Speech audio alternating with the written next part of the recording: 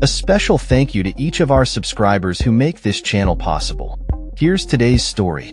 In a significant move, the European Union has officially approved its 17th package of sanctions against Russia, targeting nearly 200 vessels associated with a shadow fleet, as announced by top EU diplomat Kaja Kallas on Tuesday. This latest round of sanctions comes as the EU continues to respond to Russia's ongoing aggression in Ukraine and its refusal to engage in Western-backed ceasefire proposals. Kallas emphasized that the new measures not only address military aggression but also tackle hybrid threats and human rights violations. More sanctions against Russia are expected to follow in the coming weeks.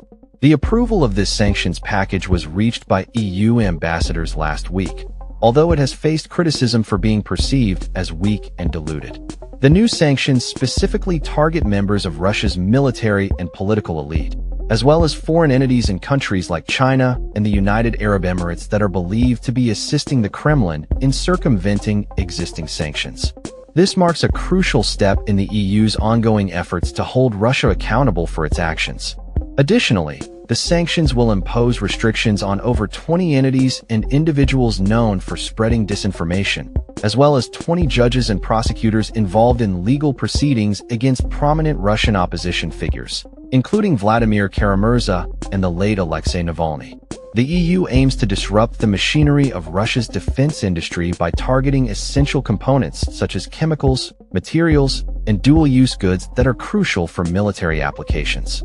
The EU's commitment to imposing further sanctions hinges on President Vladimir Putin's willingness to engage in meaningful peace negotiations and to commit to a ceasefire.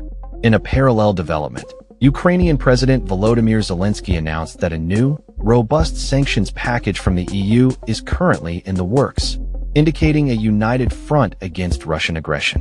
While European leaders have stated that these additional sanctions are coordinated with the United States, U.S. President Donald Trump, following a phone call with Putin, expressed reluctance to impose new sanctions on Russia, citing a desire not to disrupt ongoing peace efforts. This divergence in approach between the EU and the U.S. raises questions about the effectiveness and unity of international responses to the conflict. As the situation in Ukraine continues to evolve, the EU's latest sanctions package reflects a determined effort to counteract Russia's military actions and support for disinformation campaigns. The international community watches closely as the EU prepares to implement these measures and as discussions of further sanctions unfold, signaling that the geopolitical landscape remains fraught with tension and uncertainty. The implications of these sanctions will likely reverberate through global markets and diplomatic relations as the conflict persists, and the EU remains steadfast in its commitment to uphold international law and human rights amidst this crisis. That's all for this story. We upload videos every day covering many different subjects, so hit that subscribe button to stay informed. Thanks for watching.